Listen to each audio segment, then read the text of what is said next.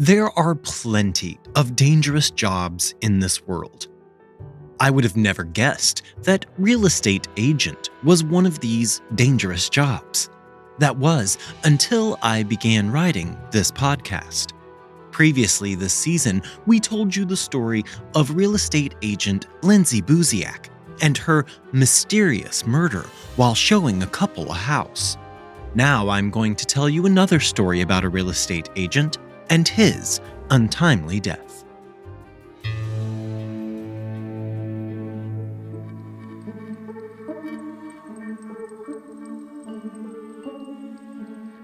Welcome to The Secret Sits. I'm your host, John Dodson.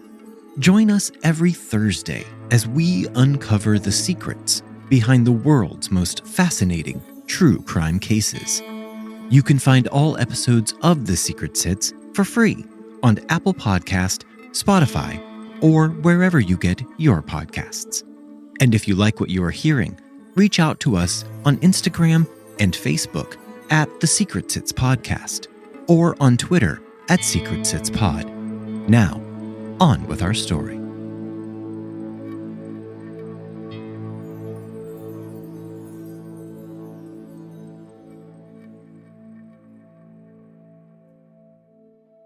Many times, we find one true crime story wrapped up inside of another true crime story, like many layers inside of an onion. I'm going to start our story today at one of the many inner layers of this story. And this story begins cloaked under the darkness of night at 10:30 p.m. on March 26, 2010. Dr. Craig McAllister and his 20-year-old son, Ryan, who was at home visiting his parents from college, pulled up to the McAllisters' home, a beautiful home sitting on the majestic Lake Washington. Dr. McAllister was an orthopedic surgeon who had done very well for his family. As they approached the house, Dr. McAllister parallel parked out on the street. Earlier that day, they had received a large delivery of pine bark mulch, which was now piled up in the driveway. Dr. McAllister and Ryan were joking and in great spirits as they walked the short distance from the street to the home's front door. But just as the two men were approaching the large mulch pile in the home's driveway, a masked man rose from behind the pile in the driveway like a shadowy figure in a scary movie.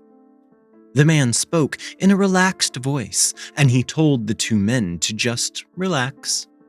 This shadowy figure said that he had a gun, but if they cooperated, no one would get hurt. Craig McAllister stood still, but he was not standing in shock. He was focused, taking in everything about the situation happening around him. Who was this man in his driveway? If this was a normal break-in, when two adult men showed up, an average burglar would have run away. But this man had not. Why? If this man is not running, it is because he wants what is inside of the house. But what was inside of the house? Craig McAllister's wife, Stacy, and their 13-year-old daughter, Lauren, were inside of the house. And Craig was going to guarantee that this man never reached them. Craig McAllister sprang into action, lunging at the dark figure and tackling the man to the ground. The two men began wrestling, and the shadowy figure produced an object that lit up the area around the men each time the electric blue arcs shot out of it. The would-be home invader began to shock Craig over and over with a stun gun, but still Craig was prevailing in the fight. At one point during their tussle, Craig ripped the black ski mask from the man's face. Ryan bolted for a neighbor's house. He knew he needed to call 911 as his father was attempting to subdue this burglar. Just as Craig began to gain control over the man, another man in a black ski mask appeared from the side of the house. Craig was made aware of his presence as the man pistol-whipped Craig from behind. Craig collapsed to the ground. Blood ran warm from behind his left ear. The two men left Craig where he lay in his own driveway. and both men rushed to the front door of the house, furiously kicking and pounding on the door, their mighty effort to enter the dwelling. Stacy was inside of the house when she suddenly began hearing pounding on the front door of the home. She knew her husband and son were due home any time now, so she walked to the front door and just opened it to see what all the commotion was about. As soon as the front door flew open, Stacy saw standing before her 2 men, one in a black ski mask. Stacy screamed and slammed the door closed, flipping the deadbolt in almost one fluid action. The men did not even have time to react before the door was already closed and locked right in their faces. She then ran for the phone to call 911. When the police arrived at the house, the 2 masked men were long gone. The sheriff's department used their canine teams as well as a helicopter with heat-seeking equipment, but they failed to locate the 2 men. The only clue left was the ski mask Craig had ripped off of one of the attackers' heads. DNA evidence from this mask would eventually reveal who this mysterious man was and confirm Dr. McAllister's instincts that this was no typical home invasion. Mike Emert grew up in Walla Walla, Washington, a town whose written history began with the Lewis and Clark expedition, encountering the Walla Walla people at the mouth of the Walla Walla River. Mike was born on November 13, 1960, to his father, Angelo Locati, and his mother, Sandra Emert, who would end up divorcing when Mike was just 6 years old. After the couple divorced, Mike lived with his mother, Sandra, and he also began going by his mother's maiden name, Emert. Mike lived a typical life in his adolescence, and he attended the Walla Walla High School until his graduation in 1979. Post-graduation, Mike went on to attend Washington State University in Pullman, Washington. After graduating from college, Mike began running his own business called Superior Seed Company. Mike had an uncle who was a successful realtor, and this career intrigued Mike. So in 1991, Mike Emert began working at the Windermere Real Estate Agency as a real estate agent. Mike moved from the seat of Washington and Walla Walla further west toward the booming city of Seattle. The real estate market here was on fire, and Mike knew this is where he needed to be as he made a name for himself in a highly competitive field. It was here that Mike Emert's career in real estate really began to soar. Customers loved Mike, and he was respected by all of his colleagues. Mike was given the Realtor of the Year award from his company, and he was the top Puget Sound real estate professional in both 1998 and 1999. Like I said, he was at the top of his game. And the new booming tech market around Seattle was flooding the area with new all-cash buyers. Mike was even selling homes listed at over $1 million. On top of being a great real estate agent, Mike was also quite a charming guy, and he soon caught the eye of a woman named Mary Beth Emert, who also worked in real estate. The two had begun their romantic escapades during the mid-1990s, and by 1996, the couple married. Everyone in the couple's orbit described them as soulmates. They loved one another fiercely. Mary Beth did have a daughter from a former relationship who was named Lauren. Mike treated Lauren like she was his very own daughter. He attended her sporting events, and he volunteered as a basketball coach for Lauren's team in middle school. But for all the love the couple had to give Lauren, they would never go on to have another child together. As the couple's success continued in their field, they decided to move to the area of Redmond. This is approximately 15 miles east of Seattle, so they're still in the same area, selling the same real estate. Redmond is the town where Microsoft calls home, So there's a lot of money being spent on homes in this prominent area of the state. A new client contacted Mike Emert directly, and this new client told Mike that they were interested in a home in the east side area of Woodinville. This is an area a bit further outside of the city limits. It's approximately a 10-minute drive from Kirkland. Mike set up a meeting with this new client at a shopping mall not far from his home and office, which were both located in Kirkland. This meeting was set for January 3rd, 2001. This new client, this unknown male, had one house in particular that he was interested in seeing. So Mike put that home at the top of the list to show his new client. Mike called the agent representing the house and made an appointment for a showing that very day.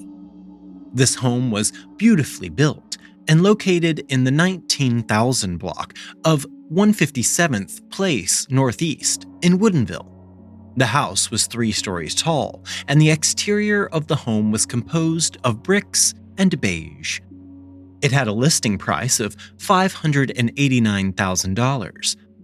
Mike met this new client, who he referred to as Steven in his appointment book, at the shopping mall, and together the two men traveled to the house. The house was set back from the road at the end of a cul-de-sac.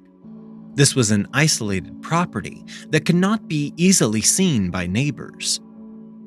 After they arrived, the two men toured the house together. Mike could tell that the man's interest was piqued. He seemed to really like the house, and why wouldn't he? The man had picked out the house himself. Mike thought to himself, maybe this guy will just buy this house quickly and he could move on to another client. After they completed the tour, the two men drove back to the mall where they had met. After Mike went home for the day, he did as most people do, and he began to download his day to his other half, his wife, his love. Mike told Mary Beth that the man he had met with today was slightly odd. The man was in his early 50s, Mike estimated, and he walked with a limp, assisted by a walking cane. The man also spoke with a strange East Coast accent that Mike could not quite place. Mike went on to tell Mary Beth that the man had recently relocated to Washington from Northern California. He was currently couch surfing with friends while he was house shopping. This conversation did not seem out of the ordinary to Mary Beth.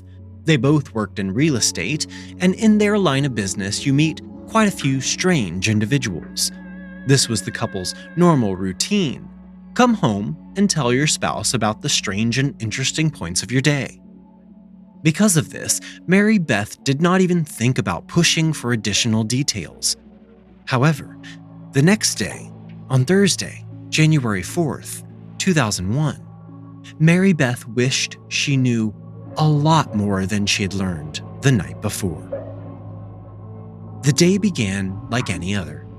The couple woke up and began getting ready for work. Mike took a shower and dressed. He then eats breakfast and headed off to work. Mary Beth followed the same routine. When Mike Emert arrived at work on this day, his co-workers say that he appeared perfectly fine. Mike even joked with one of the guys in the office that he had a meeting that day with some weird dude who had called him out of the blue. In Mike's day planner, he made a note that he was meeting with a client named Steven. But as I said, this was a client Mike took on through a direct phone call. No communications had taken place between this Steven character and the Windermere Realtor's office.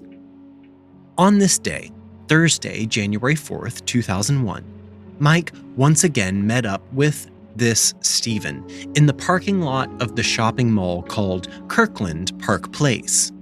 This was the second time Mike was meeting with this client at this shopping mall instead of the office or the house the client wanted to tour, which is the customary process while house shopping with a real estate agent. Yes, meeting a client at a third-party location was a red flag.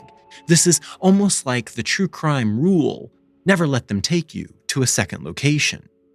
But nevertheless, the two men once again met up at the mall on this morning around 11:30 a.m. After the two men arrived at the mall parking lot, they both climbed into Mike's black Cadillac Escalade, and they headed back to the same property on 157th Place Northeast in Woodinville. What took place next between these two men remains a mystery to this very day. It was Thursday, January 4th, 2001, and Gail Garland decided to head back home for her lunch break at work. It was 12:30 p.m., and she knew that her home, which she had just recently listed for sale, was being shown to a potential buyer that morning. Gail knew that the showing was scheduled early enough in the morning that the potential buyers should be long gone before she made it home for lunch. Gail arrived home at 12:40 p.m., and just as she expected, there were no cars present, a good sign that the real estate agent had already come and gone with his client. Gail pulled into her driveway, parked her car, and then opened the garage door to enter her home, just like so many of us do every single day. Nothing seemed amiss as Gail walked through her garage, but as she entered her home, her spidey senses began to tingle, and from the corner of her eye something caught her attention, a sliver of light which seemed out of place. Gail then realized that this misplaced fractal of luminescence was emanating from a slight crack where the front door was standing faintly ajar. Now Gail's heart began to quicken. She walked quickly to the front door to secure her sanctuary, and as she passed through her home, she began hearing a strange sound. Gail stopped after closing the front door, and she listened intently in the quiet house, trying to decipher what this sound was. It only took her a moment to realize that the sound was water running in one of the upstairs bathrooms. Gail was certain that there had been no cars or other vehicles anywhere close to her home when she arrived, so there was no reason for her to believe that someone would still be inside of her house.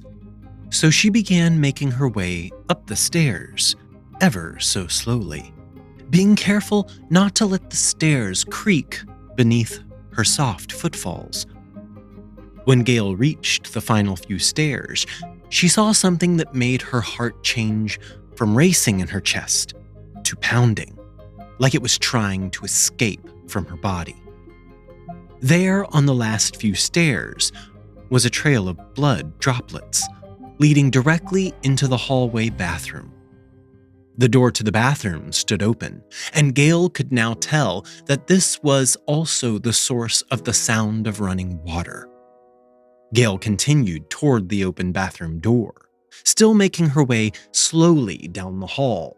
As she arrived at the door, she apprehensively peered around the door frame, and she was devastated by what she saw. There in her bathroom was Mike Emert, laying in the bathtub, lifeless.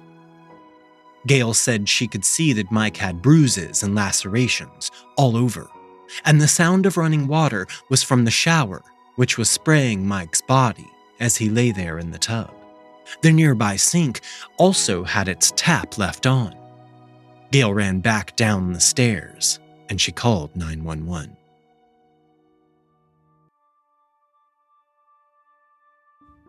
The police called the Windermere Real Estate office where Mike Emert worked.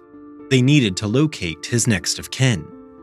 I guess in some ways, it was lucky that they called his work to locate his relatives, because sitting right there in the same real estate office was Mike's mother-in-law, who also worked at his office. After receiving some of the worst news of her life, she now had to call her own daughter, Mike's wife, to break the news. Mary Beth Emert was driving when she received a call from her mom, and she could not process the information her mother was trying to tell her. Mary Beth later said, "The realization that he was gone started to sink in while I was still on the telephone with my mom, but still hoping that, maybe he was alive and maybe they were wrong, maybe it wasn't Mike. And I think it was just shock and disbelief. Both the local police department and the local sheriff's department quickly responded to the crime scene. Many of these police officers had never investigated a homicide before, this being Woodinville's first murder since 1997. The officers from the King County Sheriff's Department would assist, as they had a higher level of experience investigating homicides. The homeowner, Gail Garland, told the investigators what she knew to be true: the timeline for the showing of her home that morning, what time she had arrived home for lunch, and what she had experienced after she arrived home. It had been traumatizing to the woman. Based on everything else they had learned, the police came up with their hypothesis about what they believed had taken place on this day. They believed that Mike Emert had, once again, come to show this enigmatic Stephen the house. As the two men toured the home, they walked into one of the upstairs bedrooms. As the men went to leave the room, with Mike leading the way, he was struck from behind. This blow was probably not fatal, but it more than likely either subdued Mike or incapacitated him completely.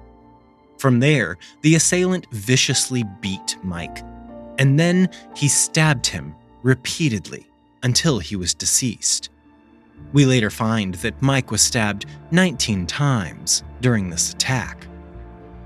After Mike Emert was likely already dead, Stephen dragged Mike's lifeless body from this bedroom into the bathroom down the hall, where Gail would eventually discover him, lying face down in the tub, the water from the shower splashing all over his body. They surmised that the attacker had left the water running in the sink after they cleaned their hands, just as an added precaution, to make sure that all of the DNA evidence was cleanly washed away. And whatever plan this Stephen had must have worked, because police investigators could not locate any DNA inside of the house besides Mike's, and Gail's, of course. She lived there.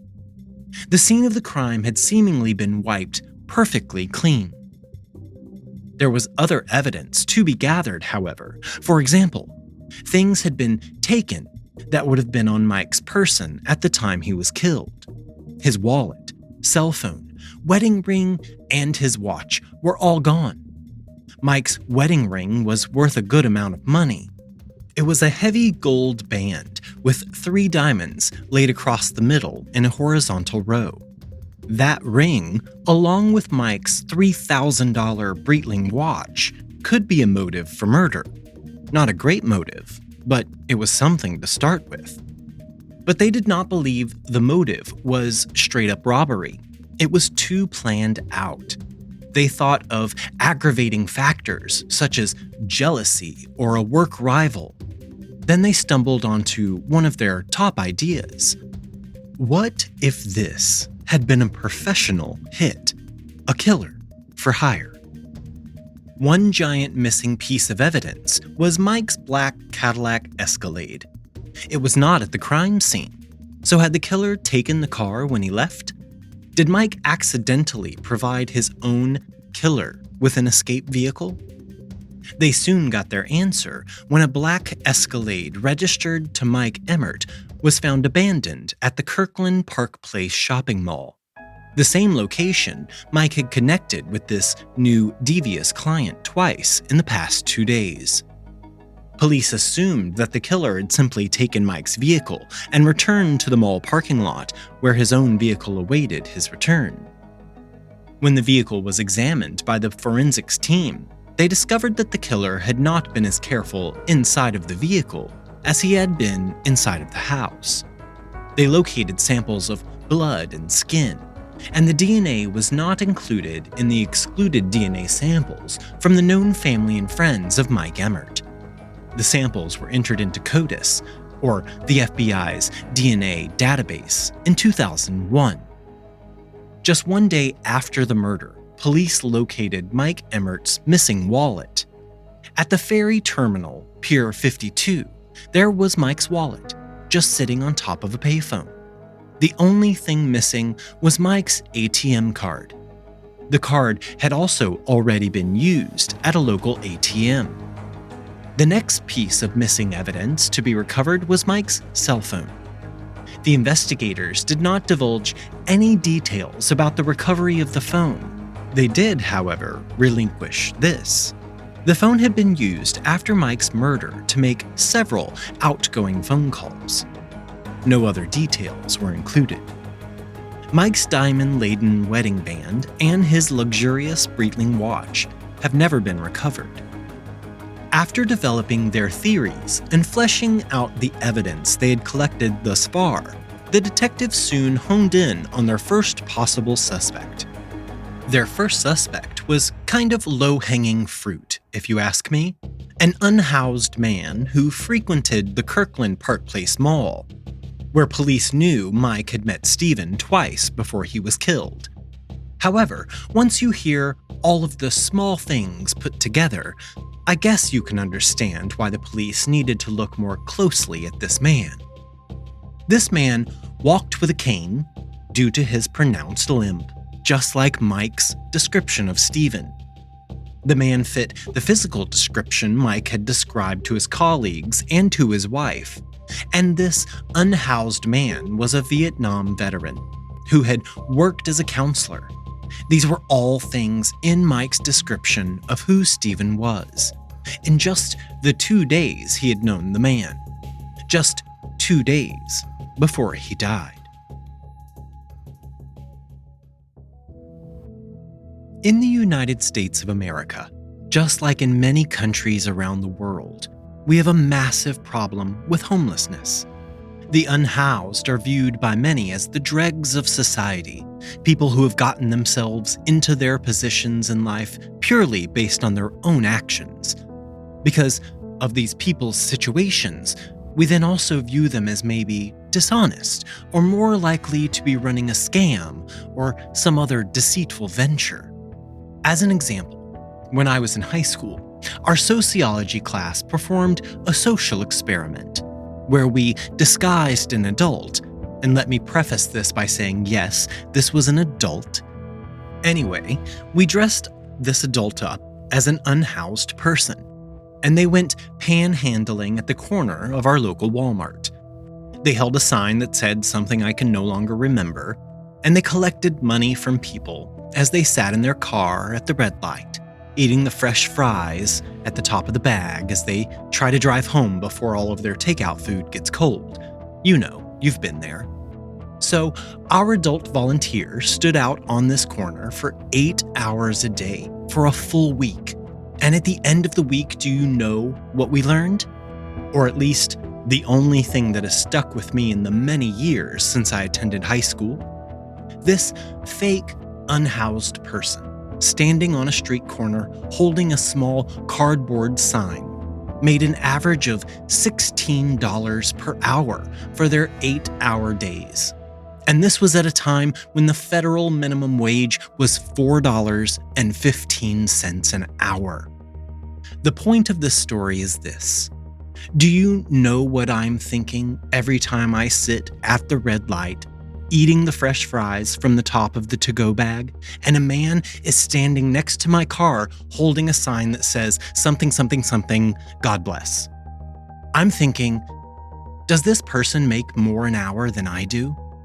And that is something that was instilled in me from my youth. When I was in high school, I was taught to look away from these people, that what they're doing is a scam, that they should get a job.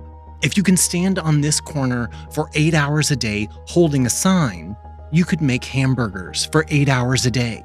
You could work at the car wash. You could do a lot of things. But the population of our society who are unhoused are not always scammers. They are not always devious. Sometimes they have true obstacles. in their lives that are preventing them from doing even the simplest of things, like obtaining a job. And now I would like to truly introduce you to the unhoused man from the Kirkland Park Place Mall parking lot, Jeffrey John Solo. Jeffrey was in his early 60s, he was divorced, and he was a proud father of 4 children, most notably his daughter and legendary soccer player, Hope Solo. Hope is the former goalkeeper for the United States women's national soccer team. She was on the team from 2000 until 2016. During her tenure in the sport, Hope won a World Cup championship and 2 Olympic gold medals. Hope Solo is regarded as one of the best female goalkeepers of all time, and she currently holds the United States record for the most career clean sheets. If you're not a soccer fan, a goalkeeper is said to keep a clean sheet if they prevent their opponents from scoring a single point during an entire game. Hope was born in Richland, Washington, on July 30th, 1981. Her father, Jeffrey, was in and out of her life during her youth. But while he was around, he always spent time teaching young Hope to play soccer. When Hope turned 7 years old, her dad stopped at the house to pick her and her brother Marcus up to go to a baseball game. The 2 kids were excited for a day spent at the baseball stadium with their dad, who they never got to see enough. They drove down the highway, but instead of heading east toward Yakima, where the game was going to take place, Jeffrey drove west, and he kept driving for 3 hours until they arrived in Seattle. Jeffrey checked into a hotel room, and the 2 youngsters began having a great time. It was like they were on vacation with Dad. After they had spent several days at the hotel, Hope began to think that something was wrong. It did not seem like they were on vacation anymore. It did not seem like they were supposed to be here at all. As the trio stood in the lobby of a bank in downtown Seattle, they were approached by police officers who promptly arrested Jeffrey Solo for kidnapping his own children. Despite this somewhat arduous time in the family's life, Hope would rekindle a close relationship with her father after she began attending the University of Washington. This was the man police were investigating for the murder of Mike Emert. Jeffrey told the police detectives that he was a con man, but he was no killer. The police file for Jeffrey supported his claims, as he did have convictions for fraud in the late 1970s, but there were no signs of violent crimes in his past. During police interviews, Jeffrey admitted that he had used this scheme, or something kind of like it, in the past. He would pose as a potential homebuyer in an effort to meet attractive female realtors and real estate agents. But these were romantic endeavors, nothing as devious as murder. Jeffrey continued cooperating with the investigators. He even submitted to a polygraph test, passing with flying colors, and he surrendered samples of his blood and hair. In March of 2001, Jeffrey John Solo was cleared as a suspect in the case. Jeffrey's daughter Hope was determined to have her father officially cleared of any participation in this case, and it was not an easy task. Hope stated, "No matter what he did, he was my father. He helped create the person I am. He showered me with love. He just didn't know how to be a husband or a father or a responsible member of society." So Jeffrey, it turns out, is not the killer of Mike Emert. Join us next week on The Secret Sits as we continue to explore the mysterious murder of Mike Emert. We dance round in a ring and suppose, but the secret sits in the middle and knows.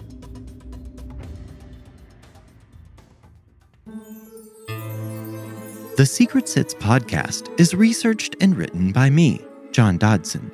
Audio engineering by Gabriel Dodson. Original logo artwork provided by Tony Lay.